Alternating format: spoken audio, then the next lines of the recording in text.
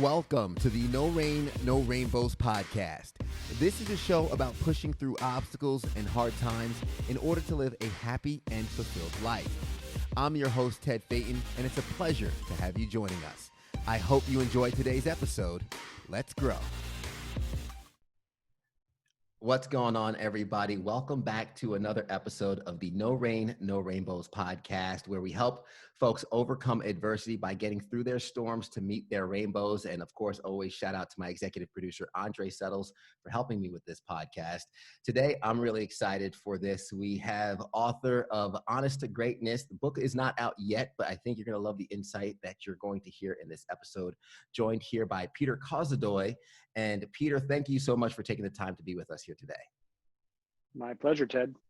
And we know your book comes out August 2020. And for listeners, they might be listening to it before that, during that. Hopefully they have an opportunity to pick up the book. But before that, why not introduce yourself really quick to the listeners and the watchers on YouTube on who you are and what it is you do. You bet. So my name is Peter Kozodoy. Yes, it's a very funny last name that I've been battling ever since I can remember. And the short story, Ted, is I'm a former figure skater turned entrepreneur who, very kind of typical entrepreneurial story, had no idea what I was doing for the first 5 years of, right out of college, graduated in 2008, building what I thought was a video production company that went through 8 transitions which felt like 8,000 pivots and a lot of lessons very hard won. And we ended up as a full service media production agency. We had offices in different states and here in the US and in Canada, and ended up in the Inc. 5000 list of fastest growing companies in the US for a couple of years in a row. And from there, I've branched out into other businesses. I have a new tech launch. And then this book is really like my baby that I'm birthing unto the world. So, hopefully when it comes out, people don't look at it and say, wow, that is the ugliest baby I've ever seen. Hopefully it goes better than that, but you never know. It's all a risk. And I sort of live in risky land here. Yeah, as do entrepreneurs usually do. They have that risk factor about them. And of course, birthing the baby of the book, there's definitely some labor pains. We can jump into that as well. But first, I want to start with when you mentioned transitioning from the figure skating career into the entrepreneurial world. What was that transition like? Because for some, I know when they get into the entrepreneurial world, some of it is out of necessity. And I'd be interested to know more on how that transition came about. Yeah, that's a great question, Ted, because a lot of who I am is locked up in that transition, actually. I was a figure skater from a very young age. My parents put me in it when I was 3 or 4 years old, among other sports. And over the years, figure skating just kept sticking. To be honest with you, Ted, it's probably the most difficult thing I've ever done. And the challenge was so great. And the mental fortitude it took was just so much that I think I clung to it like an addict would cling to something that's very bad for them. It's like, if I didn't get the double axel, I wanted the triple toe, and I got that, and I wanted triple lutz, and I wanted to win New England's, and I wanted to win nationals, and so on and so forth. And I would say, a couple of very interesting things came out of that. The first is, when I was 17, I was convinced that over the next year, I was going to go to the Olympics as a figure skater and go to Harvard University, which had been my childhood dream forever. By 18, I had gotten injured yet again, had missed the Olympics, and then did not get into Harvard. I was like, Harvard, do you want to take me? And they were like, no, thank you. You suck. Please leave. And that was devastating. And I was devastated for a lot of years, I think deeply psychologically hurt, and disappointed in myself. And there were a couple of interesting reasons why I bring that up. The first is, being a figure skater out there alone, falling on your ass in the cold, is a great way to train for being an entrepreneur, because there's no one else but you. The spotlight's on you, and you have to perform. And after those experiences, nothing was challenging. I would talk to the biggest CEOs. I would stand up in front of rooms and speak, because nothing beats falling on your ass in tights as a straight dude, right? Like, after you do that, nothing else is like really that difficult. So that helped. And the other thing is, missing those 2 big dreams that I had gave me a colossal chip on my shoulder that I then spent a decade trying to brush off. And that's sort of what led me down the entrepreneurial path and made me so hungry to go from eating pasta on the floor of my first condo to building a multi-million-dollar business. I just always in the back of my mind had that. You talked about adversity earlier with me, like that was one of the defining moments for me. And then we'll get to the other defining moment, which led to the book, but I'll let you keep asking questions. Yeah, well, absolutely. And I love the fact that you were able to use that chip on your shoulder to kind of excel you in the entrepreneurial world, because a lot of times, and we would talk about here with No Rain, No Rainbows, our adversity, that rain is really the nutrients that help the flowers grow, right? And it's all Totally. that adversity you overcame and everything it took to get to the level of success that you experienced in figure skating. Those tools then transition into the business world that can kind of help propel you ahead of the competition. But of course, we never see the blessings when they're happening. I love the depiction. I could see vividly, falling on the ice in tights. I've never experienced that. I hope to never experience it, but I can Yeah, only I imagine. don't wish it on you. Yeah, I can imagine the resilience that it builds within somebody. Now you transition into the business world, and you mentioned the success you have there with the media company, video production. Um, what was that like as that success is coming about and you're getting that recognition? Did you feel like you arrived, or was there still, like you mentioned, getting that chip off your shoulder, was there still something in you that was unfulfilled? Yeah. So I want to dissect that because that's a great question, Ted. Did I feel like I arrived? What I've learned, being a wise old man now, or at least older, that's the true part, is that we are usually most vulnerable when we think we're on top of the world. And we usually have actually the best prospects ahead of us when we're down and out. And I found this in business over and over again that, like, if I think back to the first time we went to the Inc. 5000 conference, being there at the conference, I felt like, oh my gosh, I arrived. Or what was really happening was $1 million client was in the process of leaving us, right? That I figured out, days after we had gotten back. And so when I look back on those moments, I've really learned to be much more humble as much as I possibly can be. My wife would tell you it's more difficult for me than the average person, I think. But the reason that's important is because I've just seen how when I feel like, oh my gosh, I finally figured this thing out, I've had the rug pulled out from under me. I'm sure many of the people listening and watching have had similar experiences. And so now I'm sort of much more weary about, like, yes, I need to celebrate this, and I also need to be resilient for whatever's coming my way. And in some of the darkest moments, and I remember a few years ago, after we had lost that client, we had to let go of a few incredible people on our team and had to do a layoff. I mean, you don't get into business to lay people off, right? So it's like devastating emotionally to me. But that was actually the catalyst that caused our next pivot into our next phase of growth and, personal fulfillment as a leader and as a business owner. So as you said, you never see these things when you're in the moment. And so I've learned to, like, step back and take a look at life as like a much more like flowing sort of entity that, like, you're in the rapids or you're in the pools. It doesn't really matter. You're going to be in the next phase, whether you like it or not. And so sort of an opportunity to step back and enjoy what's coming at you, and B, find the really great lessons in all of that. If you had told me 15 years ago that I'd be talking about figure skating on a podcast, publishing a book, I would have been like, that's not a thing. That's not possible. And yet, all these things tie into who we are and help us go forward. And that ties into, your other thing, which was like, what spurred the next level of growth for me. And that was turning 30, which was, I don't know if this has happened to you, Ted, but this is a devastating thing. I don't know how people get through this. The turning 30 thing, it was awful.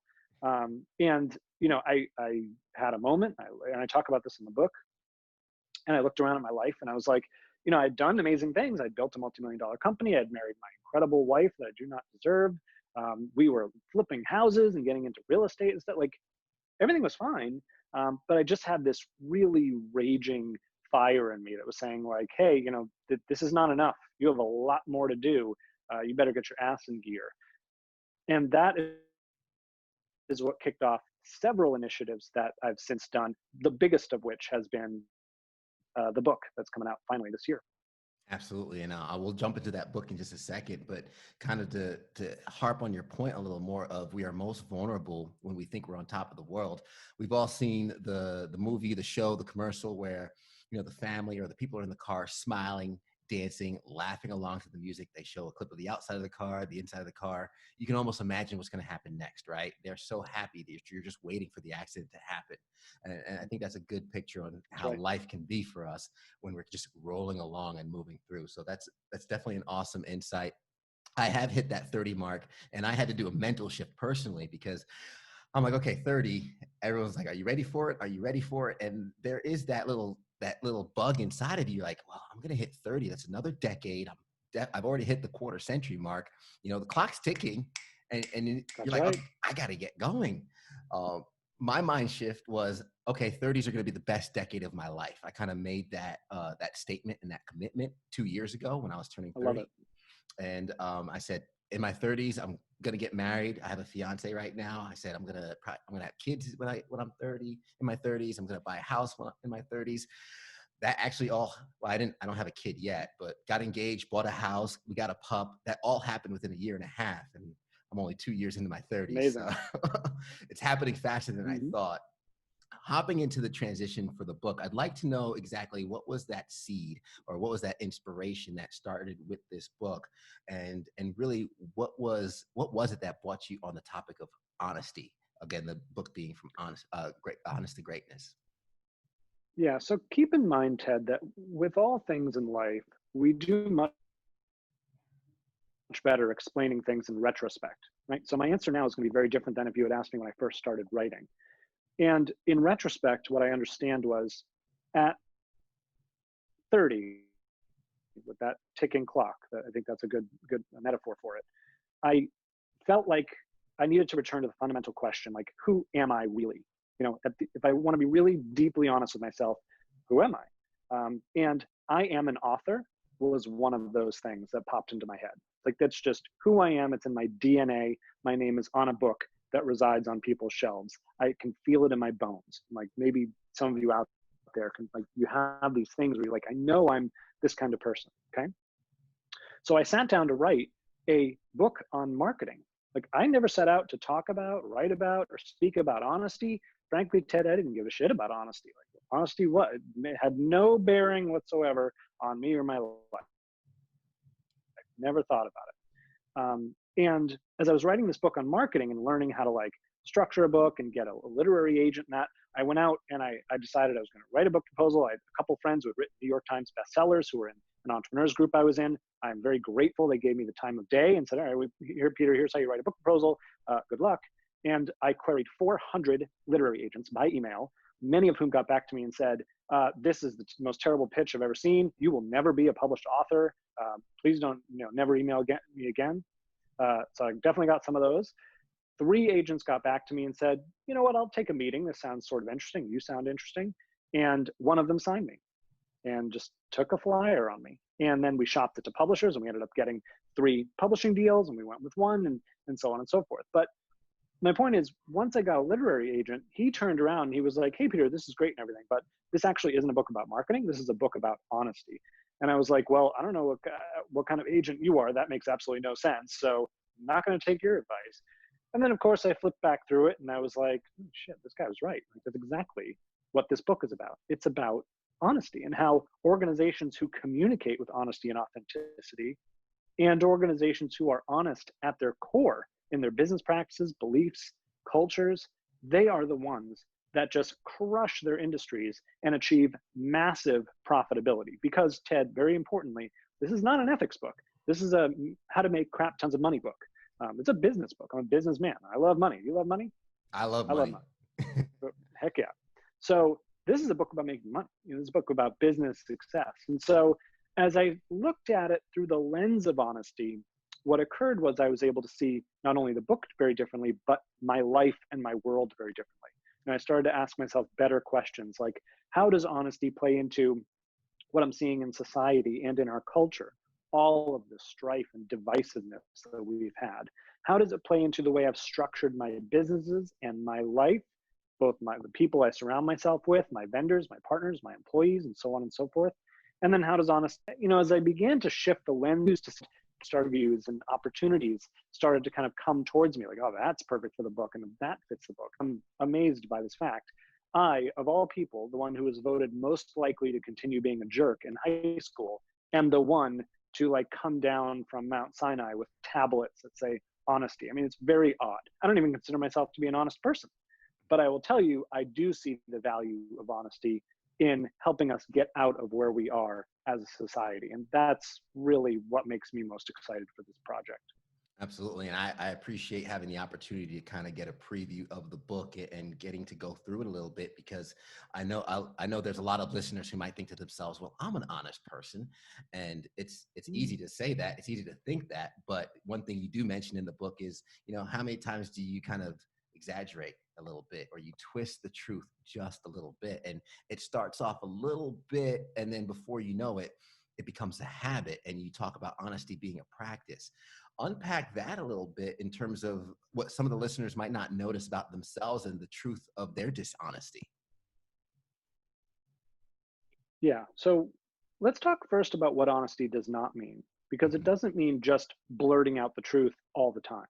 One of the CEOs that I interview makes a great point, which is if you're flying in an airplane and the airline pilots come over the intercom and they say, well, we've never seen storm clouds like that ahead, so we need everyone to put their seatbelts on and hang on, because we're not sure what's going to happen. Is that honest? Yes. But is it helpful? No, right? Nobody wants that. For anyone out there with kids, like, you don't just want to tell your kids the whole truth and nothing but the truth, no matter what. That's not going to help produce the best child, right?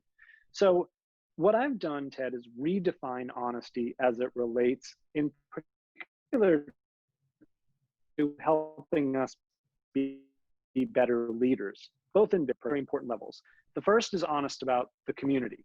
We need to be honest about what's going on in society, what the big trends and shifts are. Right now, I would say that one of those things is massive distrust, right, in politics, in corporations, in the media. This is something big that's going on in society. We've had massive racial gaps appear in this society. We've had massive gender bias appear in this society, and be very difficult to move forward. These are big issues that we need to be honest about and grapple with, not just take up our positions and refuse to listen to others, right? Which brings me to the second level of honesty, which is being honest with and about the others around us. And those others can be employees and customers, or they can be friends and family. And it's very important that we're not just honest with others, but also about them. What I mean by that is, it's one thing to communicate openly between two people. And I encourage that. You and I and everyone out there has had instances where miscommunication has led to massively epic failures, really big bad things, like divorces or business breakups or whatever, right? We know that dishonesty and lying is bad. But there's another reality, which is we need to be honest about the others around us. What are they thinking? How are they feeling? What facts and opinions are they operating on? What can we do to stop offending the people we talk to, but rather invite open dialogue so we can come to better understanding? That's where empathy comes in, right? That's part of being honest too. And then the final piece is being honest with and about ourselves, with our own biases and self-limiting beliefs as leaders. Ted, I coach a lot of entrepreneurs, and I've coached hundreds over the last couple of years. And I cannot tell you how many times an entrepreneur comes to me convinced that they have a sales problem, a marketing problem, an operations problem, an employee problem. What they really have is an honesty problem. They have locked up an assumption in their minds, and they are operating on that assumption, and that assumption is just plain not true. It's just dishonest. And so this thing we have as humans, that we get to lie to ourselves,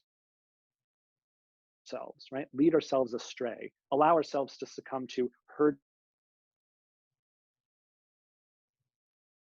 mentality, not question the very dishonesty that I talk about in the book. In fact, my first chapter, the title is Fraud is Our Fault. And it is. Every time we click on a headline that feeds into our fear bias, or every time we share something because it feeds into what we already think is true, rather than like diving into the facts and understanding, like, is this actually correct or not? Every time we do that, we propagate dishonesty in a way that hurts us, hurts the people around us, and I'm sure inadvertently hurts the people we love. And what I've found, Ted, is that leaders and organizations that get aligned on all three levels, honest about community, others, and self, that's when they unlock incredible value. You can imagine they're just able to remove bullshit, right? Remove roadblocks. And, honesty isn't adding anything. It's actually removing crap, removing stuff we put in our own way, lies we tell ourselves. Once we do that, once you and I have a conversation about what actually is going on and what actually needs to change, what to do about it is kind of the easy part, as long as we can get to the honest conversation to begin with. So, you can see I get kind of passionate about this stuff for someone who never set out to care about honesty, but I think it's at the root cause of a lot of issues we have right now. Yeah, absolutely. And I hear that passion coming out, which I love every little bit of it. And you mentioned this is a money-making book, and I really want to kind of put the flashlight on that and the spotlight on that for our listeners, because the questions that you're asking, and when you talk about being honest with community, with others, and with self, that really is kind of a marketing practice. Community, we always say in terms of sales, solve a problem. What's impacting the community? What do they need, and do they need help? Be honest with others. When you're critiquing someone else or anything like that, that's very important. And honestly, being honest with yourself. I imagine when you're coaching an entrepreneur, everyone can come and say they have the Uber of this business, they have the Uber of this industry, and quite frankly, you're living in a fantasy world. You're not being honest with yourself because the market doesn't want what you're selling.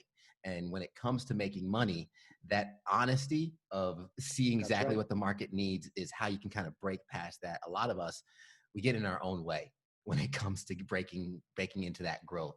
So when you hear honesty as the title, folks might think, okay, what is this about?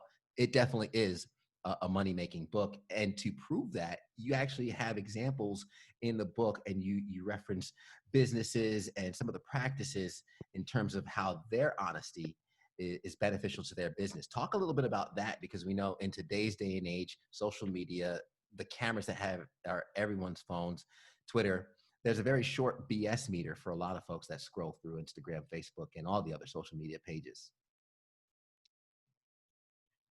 That's right. This is such an easy argument to make, because some folks, some cynical folks whom I love, because I'm the biggest cynic of all of them, remember, would say something to me like, yeah, honesty is to screw each other, so how can that possibly work? And I say, well, let me ask you this. If you saw an ad on TV and the CEO just like laid it out, they were super authentic, super honest. Hey, here are the facts. Here's how it is. What's that phrase that we have for that? It's something like fresh, honest. What is it, Ted? It's Refreshingly honest. That's right. We say like, wow, that's refreshingly honest, right? And so if it's so refreshing that we all remark that, wow, that was wonderful, then you really going to tell me that honesty doesn't work? We have that phrase for a reason. It's so rare that we take note of it. So this reminds me of a story I tell in my book of an 11-year-old Girl Scout named Charlotte McCourt. And Charlotte wanted to sell Girl Scout cookies, as all Girl Scouts do. And principally, she wanted to sell a bunch of boxes so she could ship some to the military, to troops overseas, which is fantastic, right? Given a little taste of home, I think we can all get behind that mission. Now, being the capitalist that she is, she went to her father's very wealthy friend and said, I want to sell you Girl Scout cookies. But that's not exactly what happened. See, she wrote a letter, a pitch letter, if you will, to this wealthy friend. And she basically laid a very detailed examination of what she thought about their flavors or not. Some she said were fantastic and absolutely buying. Others she called a gluten-free wasteland and should be avoided at all costs. Now, we don't all know that many salespeople who will openly bash their own products. But guess what? Her approach was so honest and so authentic that the venture capitalist she was pitching said to himself, gee, if all the companies I invested in were this good at sales and this authentic, so he bought several cookies, but more importantly, he and Charlotte's father shared this letter because they thought it was so funny and great. The letter ended up on Mike Rowe's desk. He did a podcast about it. It ended up on CBS Sunday Morning and ended up in press around the country. Now, you can't achieve anything like that unless you do something so honest and authentic that it is refreshing, right? If she had just written a letter and said, hey, I know you have a lot of money, please buy a lot of cookies and ship them to troops overseas, he might have bought 20 boxes or 50 boxes or 100 boxes. But she never would have sold the 30,000 boxes that she did when she shared her products with such refreshing honesty. That's what honesty does for leaders and businesses. It unlocks all kinds of wildly game-changing opportunities that you can't have when you're doing anything else. And then here's the thing about honesty, because it's great to see that result.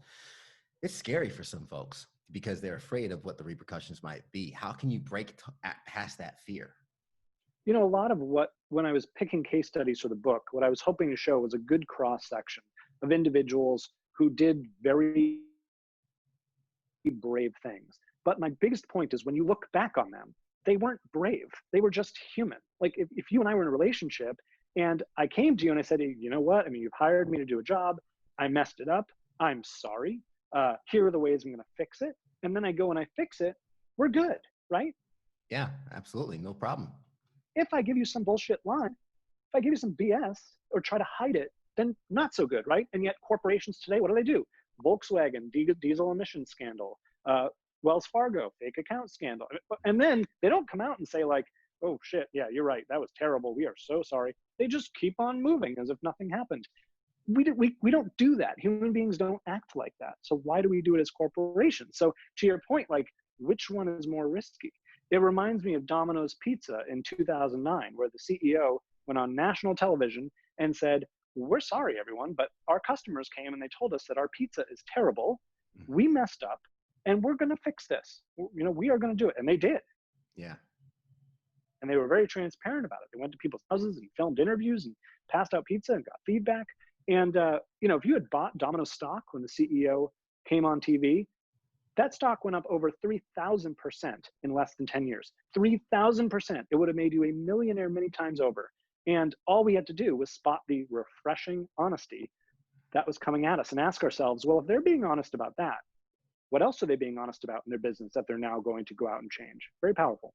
I love that. Honest to Greatness, the book coming out in August 2020. And Peter, I think just by hearing the examples that you've given here, I'm pretty sure our listeners should be convinced that this is a money-making book. This is a book on how we as business owners, entrepreneurs, can break past some of the barriers that we set for ourselves, the dishonesty that we surround ourselves with, and push into our true potential for growth.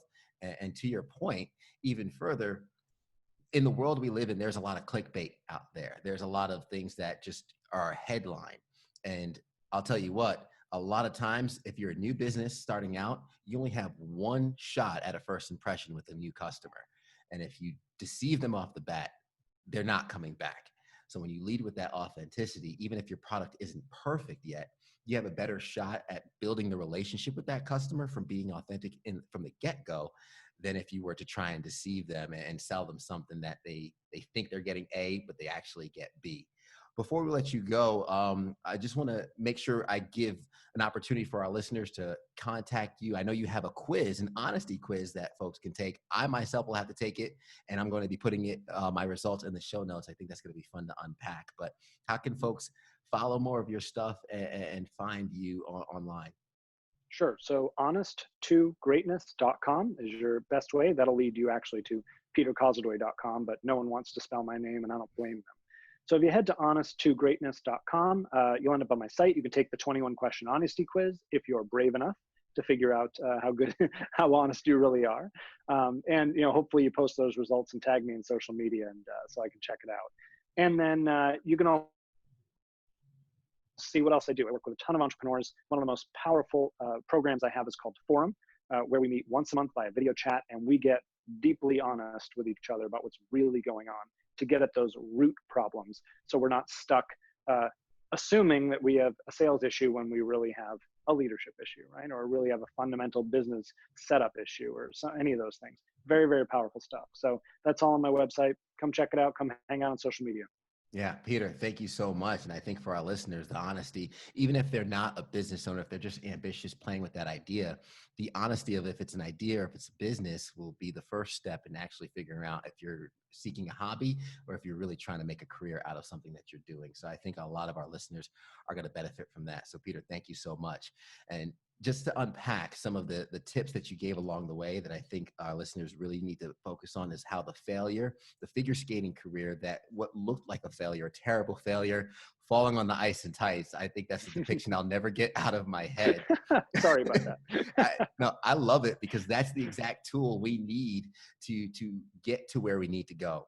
A story I've shared on the podcast before is my bout with ulcerative colitis. It's an autoimmune disease that put me in the hospital for 2 weeks. And I remember being in the hospital bed and thinking to myself, if I overcome this, I can be great.